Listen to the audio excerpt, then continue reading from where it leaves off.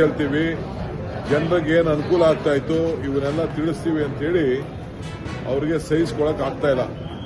ಚರ್ಚೆ ಮಾಡಲಿ ಈಗ ಅವ್ರ ಕಾಲದಲ್ಲಿ ಏನೇನಾಗಿದೆ ಅಂತ. ಈಗ ನರೇಗಾ ಮನ್ರೇಗಾಲಿ ಒಂದೊಂದು ಪಂಚಾಯತಿ ತೀರ್ಮಾನ ಮಾಡ್ಬೋದಾಯ್ತು, ವೈಯಕ್ತಿಕವಾಗಿ ತೀರ್ಮಾನ ಆಯಿತು. ಅವರು ಹೇಳಿ ಈಗ ಎಷ್ಟು ದನಿ ಕಟ್ಟಿಗೆ ಕೊಟ್ಬೋದು, ಎಷ್ಟು ಜಮೀನು ಮಟ್ಟ ಮಾಡ್ಬೋದು, ಯಾರ ಜಮೀನು ಮಟ್ಟ ಮಾಡ್ಬೋದು. ಅವರ ಸರ್ಕಾರದಲ್ಲೇ ಬಿಜೆಪಿ ಗೌರ್ಮೆಂಟ್ಗಳೇ ಇದನ್ನ ಇಂಪ್ಲಿಮೆಂಟ್ ಮಾಡೋಕ್ಕಾಗಲ್ಲ. ಇವೆಲ್ಲ ನಾವು ಬಿಚ್ಚಿಡಕ್ಕೆ ನಾವೆಲ್ಲ ದಾಖಲೆಗಳು ಮಾಡಿಕೊಂಡು ಕೂದಿದ್ವಿ. ಸೊ ಚರ್ಚೆ ಮಾಡಿ ಅವರು ಮಾಡಲಿ, ನಾವು ಮಾಡೋಣ. ಸೊ ಅದು ಬಿಟ್ಬಿಟ್ಟು ಡೈವರ್ಟ್ ಮಾಡೋಕ್ಕೆ ಲಾಸ್ಟ್ ಡೇ ಇದೊಂದು ಡ್ರಾಮಾ ಮಾಡ್ತಾ ಇದ್ದಾರೆ ಅಷ್ಟೇ. ಇಶ್ಯೂನೇ ಇಲ್ಲ. ನೇರವಾಗಿ ಯಾವ ತನಿಖೆ ಬೇಕಾದ್ರೂ ಕೊಡ್ಲಿ, ಯಾವ ತನಿಖೆ ಬೇಕಾದ್ರೂ ಆರ್ಡರ್ ಮಾಡಲಿ. ಅರ್ಥ ಆಯ್ತಾ? ಹಿಂದೆ ಹೇಳಿದ್ರಲ್ಲ, ಈಗ ಪೊಲೀಸ್ ಕ್ಯಾಂಪ್ದು ಅವರೇ ಹೇಳಿದ್ರಲ್ಲ, ಪೊಲೀಸ್ ಕ್ಯಾಂಪ್ ಯಾರು ಮಂತ್ರಿ ರಾಜೀನಾಮೆ ಕೊಟ್ಟಿದ್ರು? ಈಗ ಅವರೇ ಆಫೀಸರ್ ಒಪ್ಕೊಂಡಿದ್ರು, ಸ್ಕ್ಯಾಮ್ ಆಗಿದೆ ಅಂತ ಒಪ್ಕೊಂಡಿದ್ರು, ಜೈಲು ಕಳಿಸಿದ್ರು. ADGP ಪಾಪ ಹೋದ ಜೈಲಿಗೆ, ಈಗೇನೋ ಬಂದವನು ಅಂತ.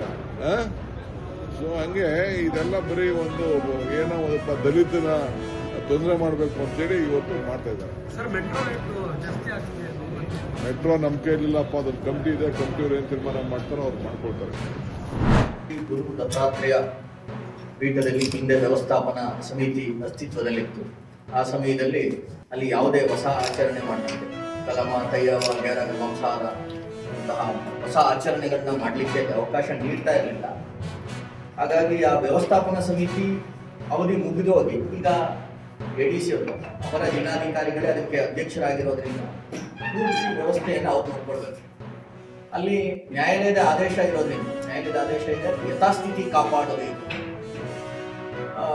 ಆದ್ರಿಂದ ನ್ಯಾಯಾಲಯದಲ್ಲಿ ಕವೆ ಇರೋದ್ರಿಂದ ಅಲ್ಲಿ ಯಾವುದೇ ಹೊಸ ಆಚರಣೆಗಳು ಮಾಡಬಾರದು ಅಂತ ಇದೆ. ಹಿಂದೂಗಳು ಯಾವುದೇ ಕೇಳಿದ್ರೆ ಅಲ್ಲಿ ಹೋಮ ಹವನ ಮಾಡಲಿಕ್ಕೆ, ಪೂಜೆ ಮಾಡಲಿಕ್ಕೆ ಅವರ ದತ್ತಪೀಠದ ಆವರಣದೊಳಗೆ ಅವಕಾಶ ಕೊಡಲ್ಲ. ಅಂದರೆ ಕಳೆದ 23/1 ಜನವರಿಯಂದು ಅವರು ಹೊಸದಾಗಿ ಕೈಯಬ್ಬ, ಕಲಮೆ ಕೈಯಬ್ಬ ಅಂತ ಆಚರಣೆಯನ್ನು ಮಾಡಿದ್ದಾರೆ. ಇದು ಜಿಲ್ಲಾ ಅಧಿಕಾರಿಗಳು ಅವಕಾಶ ಮಾಡಿದ್ರು, ಕಾನೂನು ಬಾಹಿರ. ಯಾಕಂದರೆ ಭಾರತದ ಸರ್ವೋಚ್ಚ ನ್ಯಾಯಾಲಯದಲ್ಲಿ ದತ್ತಪೀಠದ ಕೇಸ್ ಇರೋದ್ರಿಂದ ಇಲ್ಲಿ ಯಾವುದೇ ಹೊಸ ಆಚರಣೆಗೆ ಅವಕಾಶ ಇರೋದಿಲ್ಲ. ದತ್ತಪೀಠದ ಮುಂಭಾಗದಲ್ಲಿ ನಾವು ಈಗಾಗಲೇ ತುಂಬಾ ಸರಿ ಕೇಳಿದ್ದು ಹೋಮ ಅವಕಾಶವನ್ನು ಮಾಡಿಕೊಟ್ಟಿಲ್ಲ. ಮುಂದೆ ಈ ರೀತಿಯಾದಂಥ ಯಾವುದೇ ಹೊಸ ಆಚರಣೆಗಳನ್ನ ಅವರು ಮಾಡಿಕೊಡಬಾರದು ಅನ್ನೋದು ಈಗಾಗಲೇ ಜಿಲ್ಲಾಧಿಕಾರಿಗಳಿಗೂ ಕೂಡ ಈ ಮನವಿಯನ್ನು ಕೊಟ್ಟಿದ್ದಾರೆ. ಎರಡನೇದು, ದತ್ತಪೀಠದ ವಿಚಾರ ನ್ಯಾಯಾಲಯದಲ್ಲಿ ಇದ್ದಾಗ